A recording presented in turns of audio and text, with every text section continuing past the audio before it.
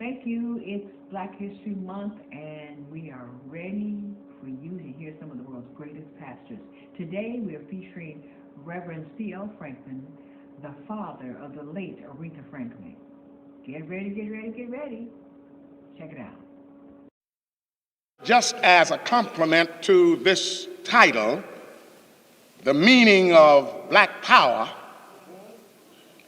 we will refer you to a passage which reads, "And Ethiopia shall stretch forth her wings."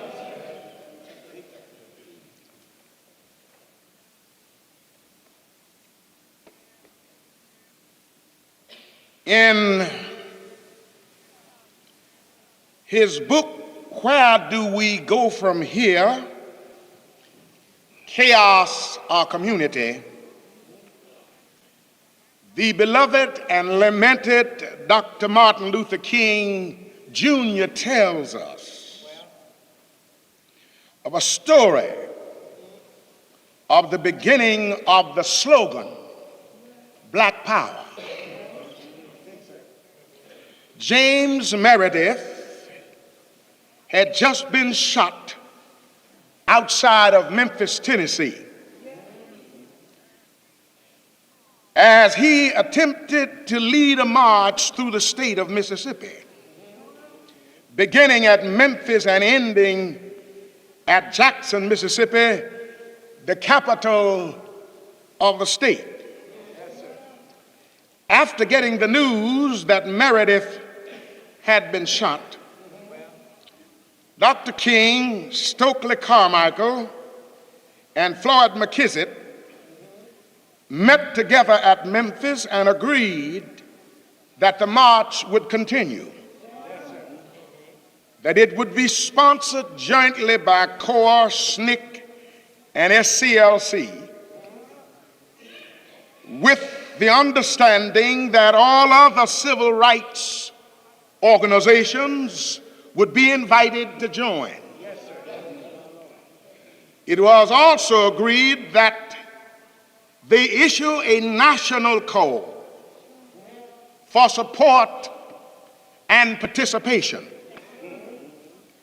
Dr. King further says, as the days progressed, debates and discussions continued, but they were usually pushed to the background by the onrush of enthusiasm engendered by the large crowds that turned out to greet them in every town. It said we had been marching for about 10 days when we passed through Grenada, Mississippi, on our way to Greenwood, Mississippi. Stokely did not conceal his eagerness to reach Greenwood, for this was SNCC territory, in the sense that the organization had worked courageously during the turbulent summer of 1964. Dr. King continues, as we approached the city, large crowds of old friends and new turned out to welcome us. As a huge mass meeting was held that night, which was held in a city park, Stokely mounted the platform, and after arousing the audience with a powerful attack on Mississippi justice, he proclaimed, what we need is black power. Willie Ricks, the fiery orator of SNCC, leaped to the platform and shouted, "What do we want?" The crowd roared, "Black power." Again and again, Ricks cried, "What do we want?" And the response was, "Black power." And that response grew louder and louder until it reached a fever pitch. This was the beginning of the slogan, Black Power. I know that this particular expression has disturbed a lot of people, but I don't think if it is understood in the right context, if it is interpreted right, there is nothing wrong with black power any more than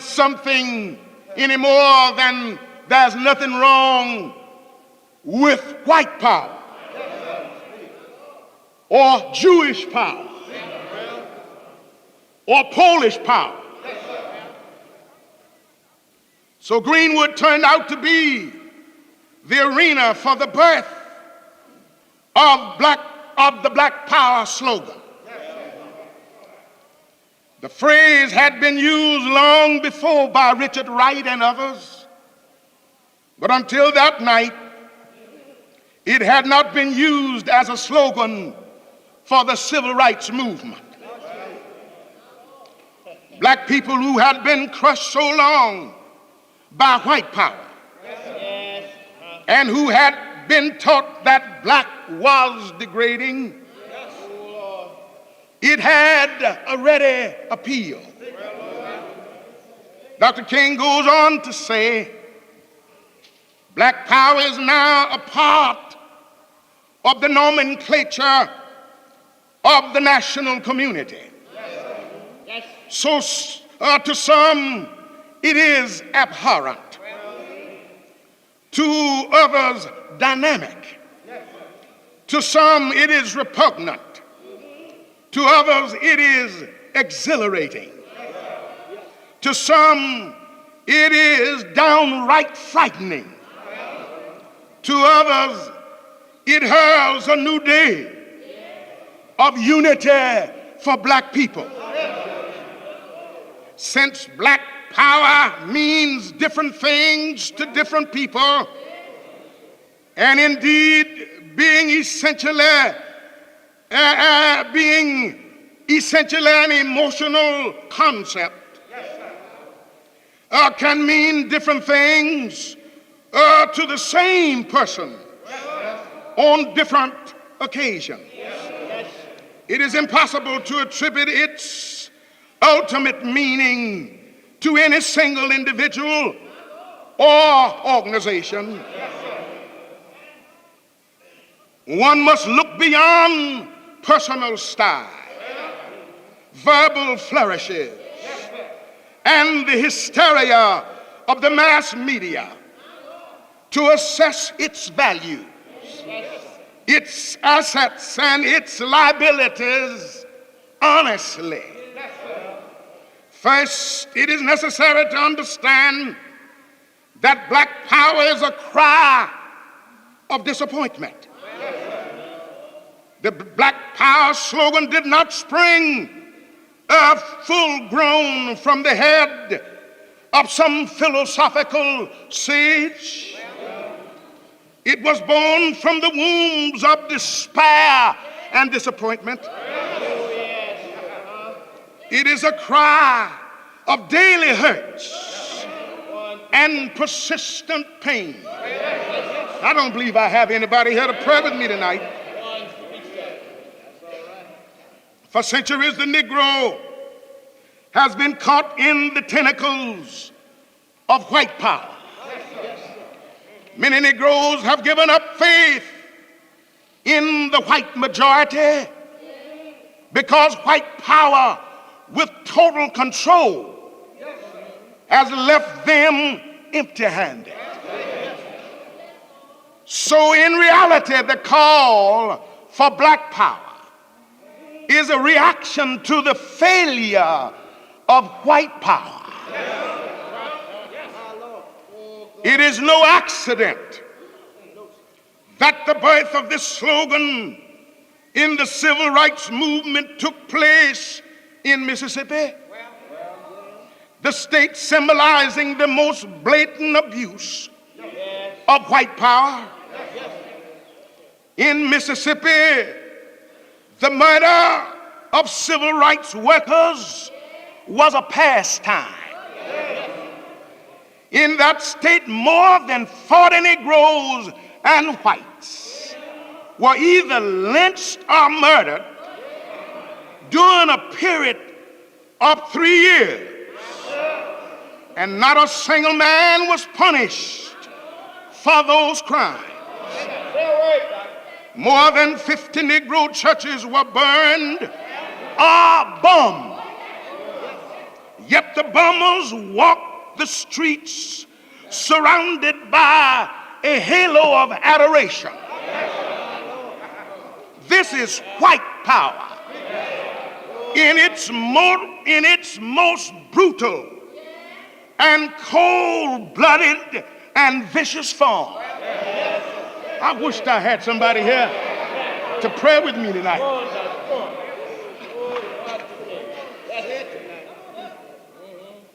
When we think of black power, we think of the black man having face. In the American translation of Psalms 42 and the 11th verse, it is written, "Wait thou for God, for I shall again praise him, the salvation of my countenance and my God." The word salvation of my countenance bring to mind the Chinese phrase, saving face. The contrast between the two methods of saving face is a suggested one. It symbolizes a choice in motives, in living, which essentially all must make. A chief end of man in China is to save face.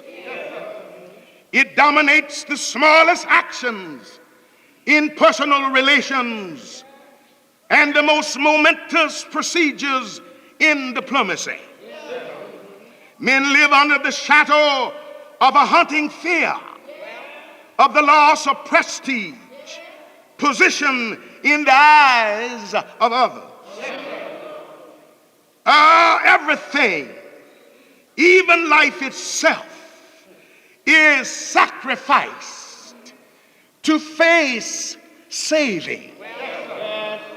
But it is not confined to China. Bertrand Russell says, truly, in the daily lives of most men and women, fear plays a greater part than hope. They are more filled with the thought of the possessions that others may take from them than of the joy that they might create in their own lives and in the lives with which they come in contact.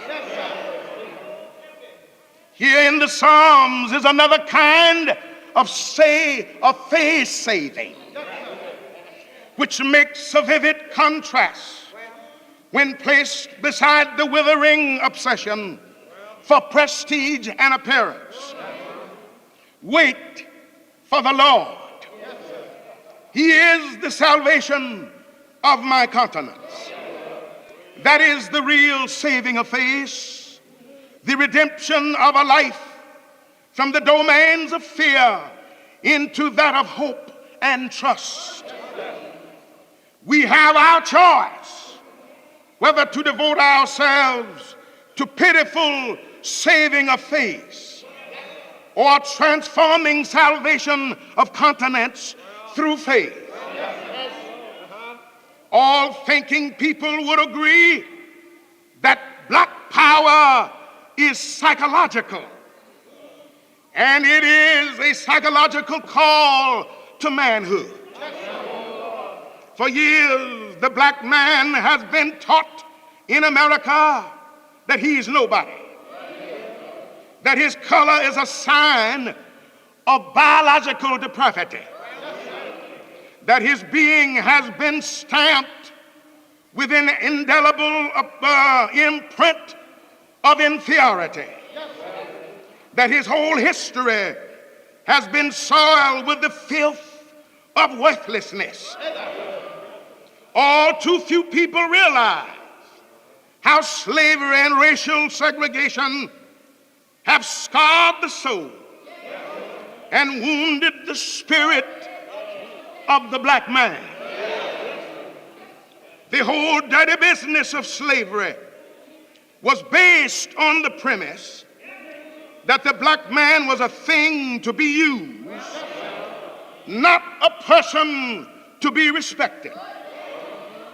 1,000 times a week, the black man in American slavocracy heard the words nigger, no count, no good. He was told even by so-called white preachers that he was designed by God to be a hewer of wood and a drawer of water, and that it was a sin to desire to be free. But the old Negro preacher told the slave, you are not niggers, you are not slaves, you are not hewers of wood and drawers of water, you are God's children. Walk the earth as bold soldiers and wear the world as a loose garment. You are God's children. Therefore, when we think of black power, we think first of the black man recognizing himself as a man and as a child of God, made just a little lower than God and crowned with glory and honor. I don't have anybody here to pray with me.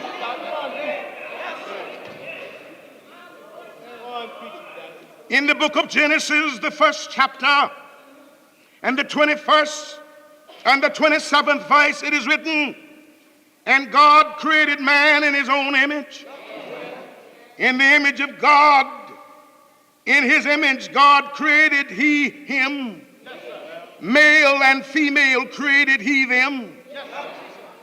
And it can be rightly added, brown and yellow, black and white, created he them.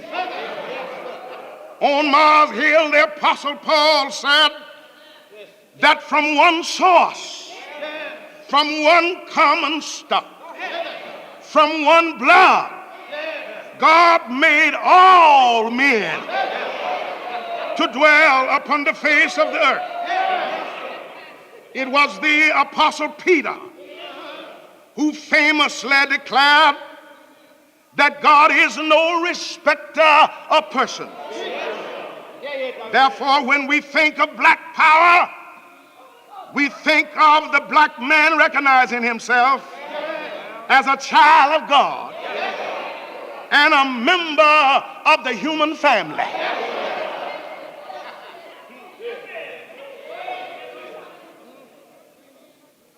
Thus, we do not think of black power as black nationalism, for that means pro-black. It means the same thing that the southern white man means. It means his nationalism is pro-white. So we are not stretching the meaning of black power to mean black nationalism. We mean something altogether different. We mean recognizing ourselves as men. We mean recognizing ourselves as children of God. On a banjo, the great African scholar takes the position that many of the black nationalists who are angrily demanding a further separation of the races in America have black faces but yellow hearts. They are black on the outside, but inside they have a yellow streak. As the saying goes, a mile wide. To quote Lewis Martin from an article in the Detroit Courier, Dr. Arnold Banjo insists that some of these black nationalists are suffering from a deep and sometimes subconscious feeling of inferiority, which they are trying to cover up with tough talk and wild rhetoric. He insists further that they are running away from, I'm going to be through in a minute, they are running away from competition with the white man, or more specifically, trying to escape intellectual competition with the white man. The nationalists do not object to competition with the white man in the areas where they feel confident of their activities or abilities. Dr. Anna Banjo further insists and cite that most black nationalists will readily accept competition with the white man in the field of athletics or even in the field of sex, for he feels more confident in these areas. You're not praying with me. Their sense of inferiority shows its face, however, when the competition involves a contest between white and black brains. In short, when it comes to matters of muscles, the nationalists are full of courage.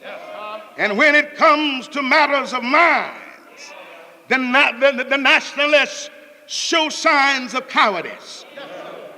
But it has been undeniably proven that the Negro can compete in the field of brains.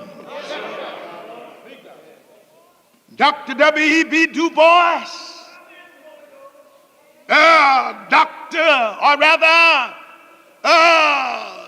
Thurgood Marshall, one of the members of the United States Supreme Court, Robert Weaver, Walter White, Adam Powell, Dr. Lawless, scores of other men, Dr. Benjamin Mays, Richard Wright, Langston Hughes, and thousands of other Negroes have stood up ably and competed with other men, no matter what their color was, in the field of brains.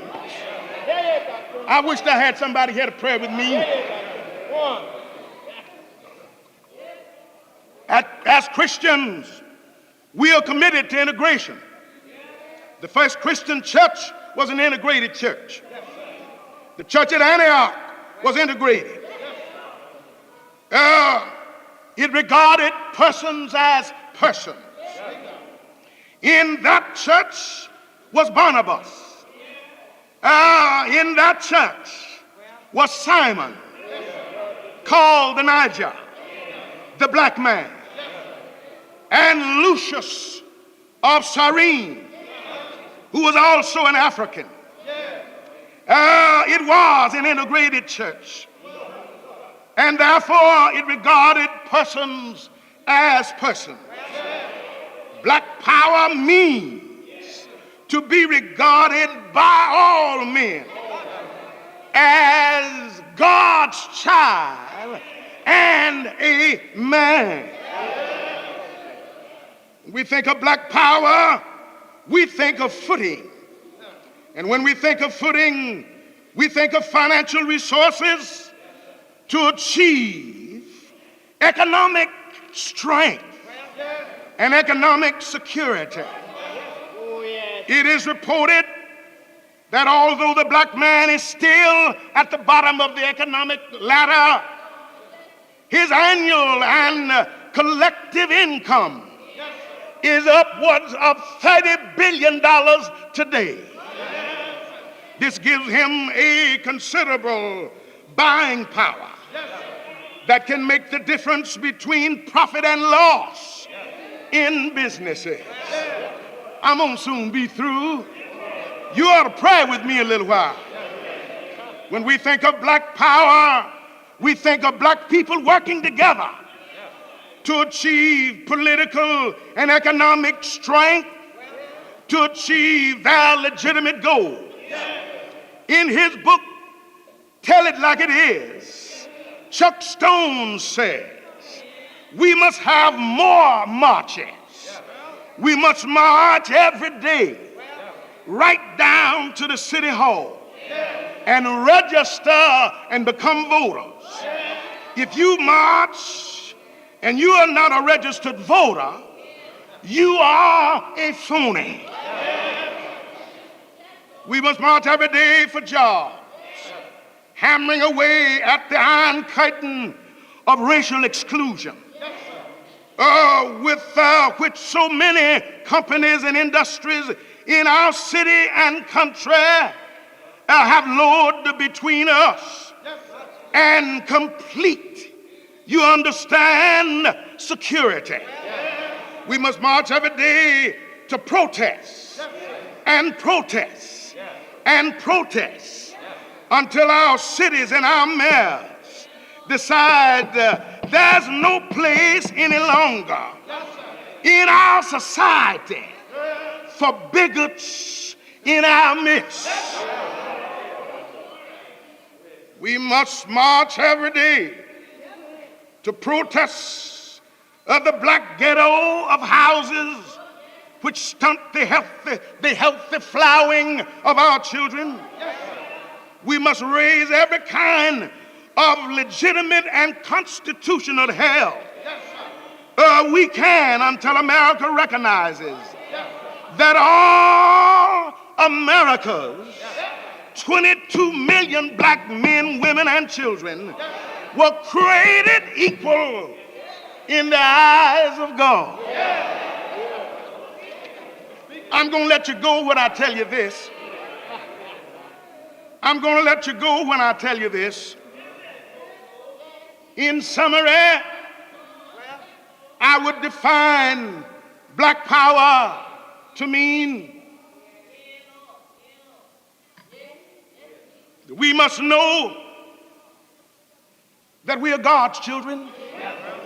If there's somebody beside you asleep, wake them up and let them hear the sermon. They need to hear it too because they don't know too much about their own history. Somebody said if you want to hide something from a Negro, put it in a book.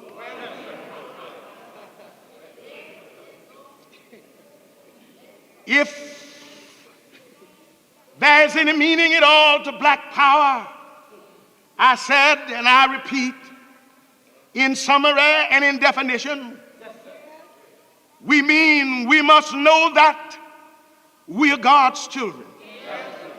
Proud black men and women.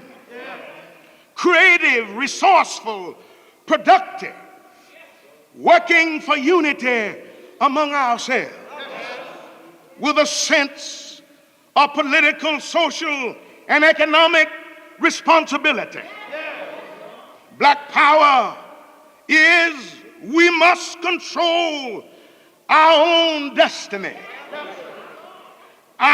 We must control, that is, our respective ghetto communities. By that I mean, we must own the property in the area where we live instead of merely renting it. This is my definition of black power. Own the property rather than rent it. We must control the businesses in our communities. You don't hear me? We must control the education in our communities. We've got to stop this foolishness of feeling that other folks good are better than black folk good. We must grow out of going to another place because the other people can sell it a nickel cheaper. That makes you too cheap.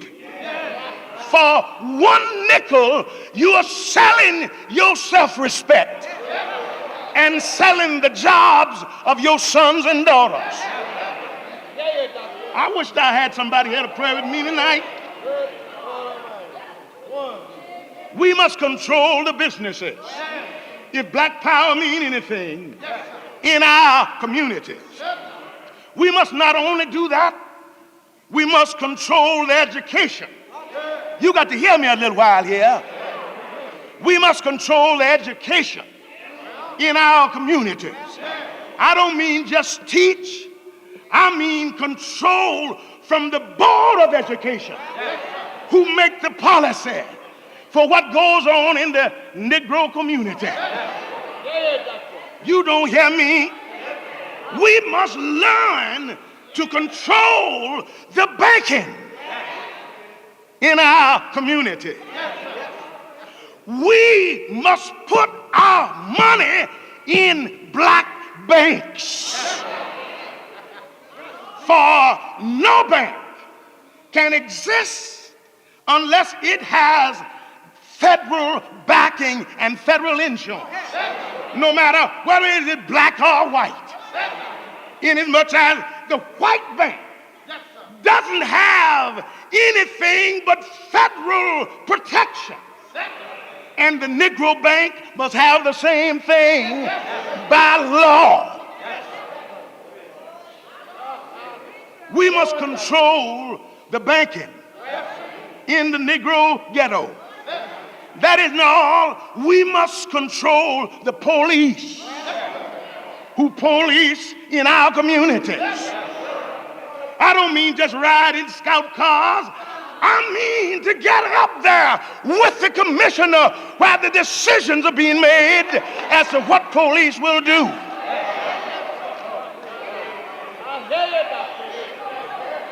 We must control the police in the black community. We must control the jobs. You don't hear me? We must also control the garbage, removing facilities and the people who work in these areas. Because you don't realize it, but the moving of garbage involves billions of dollars. You don't hear me? We must control construction in our community. We must build the buildings that are being built where we live. You don't hear me tonight. We must learn to respect and trust one another. I better say that again. But this is one of our main handicaps. We are suspicious of each other. The white folk taught us to fear and distrust and be suspicious of each other in slavery. They put the black Negroes against the bright Negroes. And they put the poor Negroes against the better-to-do Negroes. And they put the town Negroes against the country Negroes. And they taught us to disrespect and be suspicious, in times of the southern Negroes against the northern Negroes. Oh, Lord. So we've got to grow out of this mistrust and out of this fear. Oh, Lord, we've got to learn to be men and women of respect and of trust. You don't hear me tonight. We've got to learn, oh Lord, if we cannot trust one another, who can we trust outside of God? Oh Lord, but did you know that trusting God is trusting one another? Did you know that loving God is loving one another? Oh Lord, and we got a long way to go in this connection. Oh Lord, for we still have hangovers of fear and distrust, even in the latter 60s, even in the 19th century.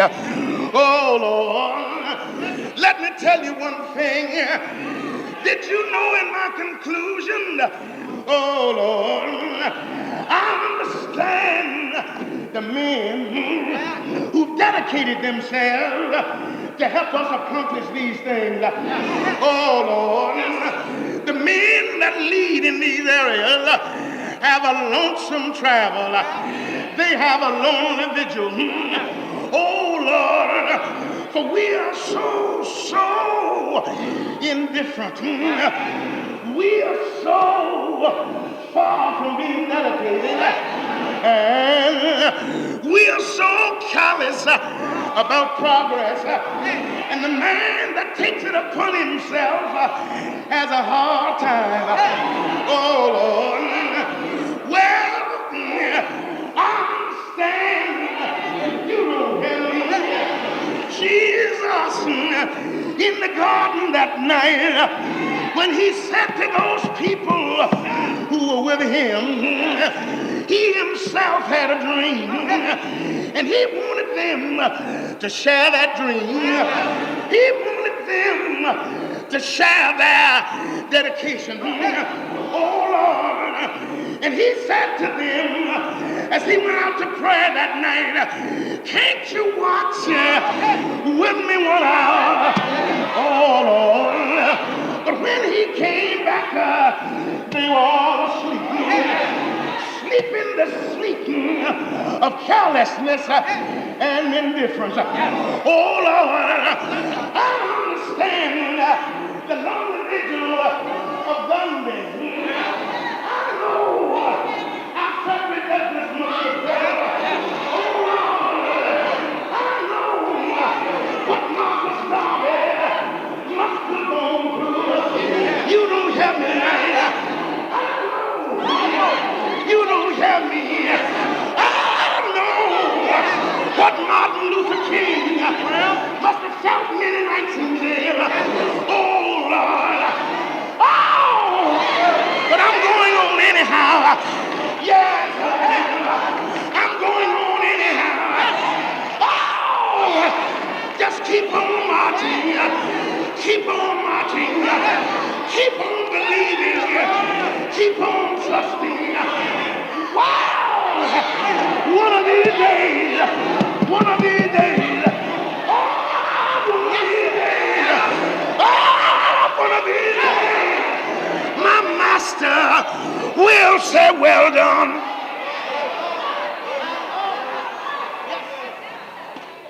God bless.